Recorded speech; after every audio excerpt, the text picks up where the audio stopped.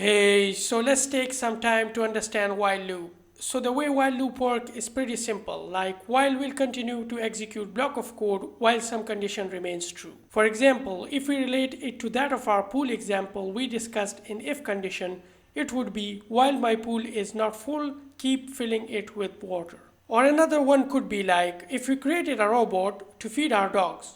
So that would be while my dogs are hungry, keep them feeding. Now let's see how Python's while statement is used to construct loops. Well, start simple and embellish as we go. The format of a rudimentary while loop is while keyword and then expression. And then the statement we want to execute upon the condition is true, and that would be after an indentation and in the next line too. Now let's understand each and everything bit by bit. So statements represent the block to be repeatedly executed, often referred to as the body of the loop. This is denoted by indentation, just as in if statement or for loop that we have looked in our previous video. The controlling expressions typically involves one or more variables that are initialized prior to starting the loop and then modified somewhere in the loop body. When a while loop is encountered, expression is first evaluated in Boolean context. If it is true, the loop body is executed. Then the expression is again checked, and if it's still true, the body is executed again. This continues until the expression becomes false, at which point program execution proceeds to the first statement beyond the loop. Now let's look at while loop in Jupyter Notebook, and hopefully you will understand everything in great details. So the first thing we need in our code is a variable that we can work with in a while loop. So that would be I created an n and made it equal to 5. Now we need while, and in the while we'll check the condition. If n is greater than 0, then print n, and if it gets less than 0 or equal to 0, print nothing. But at this point, if I press shift and enter, the program will go to an infinite loop because we are not doing anything that will break this loop or that will do something with n and make the condition false after certain iteration. So we need to decrement the n by 1 so that some point comes where the condition gets false and we break the loop. So that would be n minus equals 1, or we can write it n is equal to n minus 1. Both are the same things. So now if I press shift and enter, you will see that we start from 5, we go to 4, then we go to 3, then 2, then 1. Now let's understand the whole loop. So initially, at the first iteration of while, the n is initialized to 5. The expression in the while statement header, n is greater than 0, which is true for the first iteration. So the loop body execute. Inside the loop body, n is decremented by 1 and made equal to, in the first iteration, made equal to 4. And then it's been printed out to the screen. When the body of loop has finished, program execution returned to the top of the loop again, where we are checking if the n is greater than 0, and this expression is evaluated again. If it's still true, so the body executes again, and the n becomes 3 and then gets printed out to the screen. This continues until n becomes 0. At that point, when the expression is tested, it is false and the loop terminates. Execution would resume at the first statement following the loop body. But there isn't one in this case, so the program terminates. So I hope everything is clear. Now let's look at some more examples. So let's take x is equal to 10. And I will come to the next line and write a while loop, and we'll check if x is less than 10. Print x is currently, and we'll print the x. We can do this with f string literals, or you can just concatenate it or do whatever you want to do with it. But just for the simplicity's sake, let's do it like this. I will print another statement as well, which would state x is still less than 10, adding 1 to x, and that's it. So once these two statements gets printed out to the screen, now let's increment the x by 1. So we can do it one or two ways. The first one would be x is equal to x plus 1, or what we can do is x plus equals 1. And right over here, I just initialize the x to 10. So in which case the while loop wouldn't run. So that's why let's make it 0. And if I press shift and enter, you would see that x will continue with 0, then it will go to 1, 2, 3, 4, 5, and once it gets to 10, the loop will terminate at that point. Now that we understand a little bit about while, we can also use else in the while. Like with the while, we can also use the else. Once this condition gets false, so in that case, we want to do something. We want to show user at least something that he knows that the loop has been finished. So in this case, I just want to show the user all is done.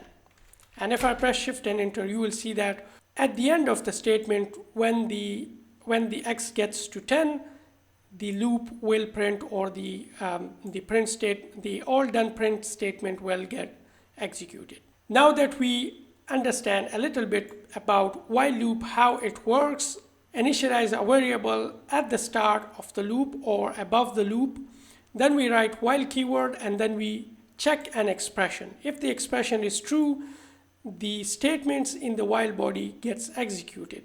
If it's false, we come to else part, and the statements in the else block is executed.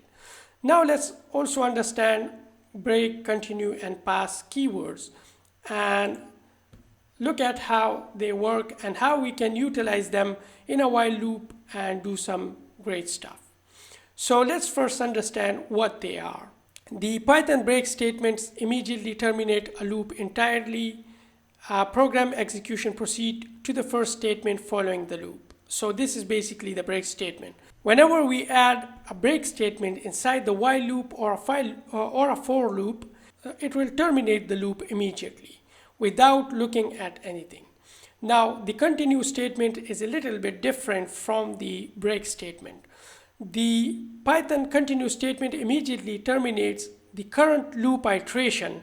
In the break statements, the loop completely gets terminated, while in this, just the current iteration gets terminated and the execution jumps to the top of the loop, and the controlling expression is re-evaluated to determine whether the loop will execute again or terminate. So this distinction between break and continue is demonstrated with the following diagram. So in this diagram, you can see that we encounter a while loop, we evaluate an expression, we come to first statement, then we execute the second statement, and then once we encounter the break statement, the while loop gets terminated entirely, and the control comes to the first statement immediately after the while loop. Now continue is a little bit different. Once we execute one statement, then another statement, and when we encounter continue, just this iteration is terminated, and the control goes to the while loop again, and we check the expression again, and we continue with the loop body if the condition is true. So this is basically break and continue. We will also discuss pass. So let's jump over to Jupyter Notebook and see what's going on. So I will take the same example, just copy and paste it right over here, and I will add one condition, and that would be if the x is equal to 3, we want to break this loop. So I will just write break. And if I press shift and enter, you will see that the x was initially 0, then we assigned it 1, then 2, and then 3. Once we encountered 3, we came to the body of this if condition, and we encountered a break statement. So the loop was completely terminated, and we didn't run anything else after that.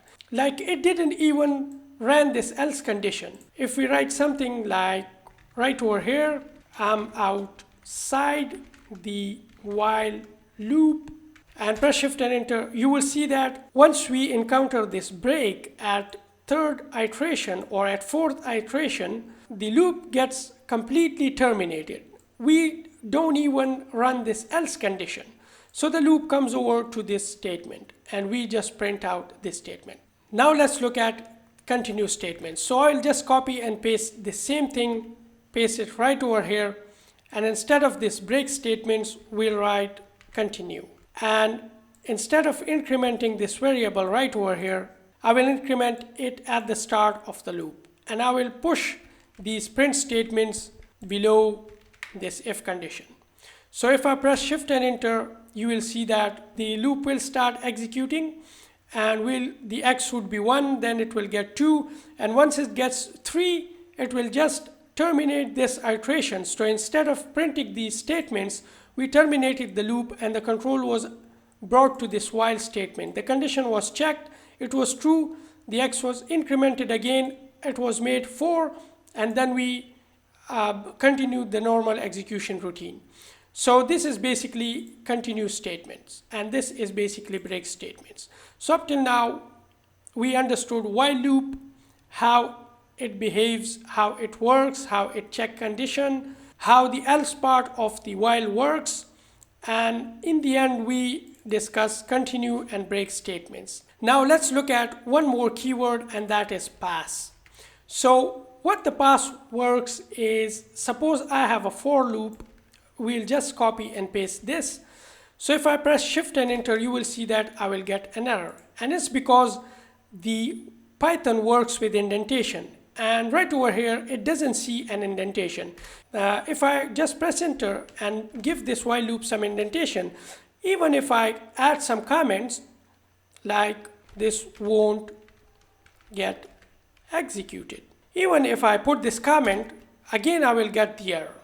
So because the Python works with indentation, and if you don't have any indentation inside our loop, the Python doesn't start the body of the loop. So that's an error for Python. Sometimes we'll create a function, but we won't be able to add something in it, like we'll just add that function for the purpose of prototyping. So there we will write this pass keyword. So now if I press shift and enter, you will see that the error is gone.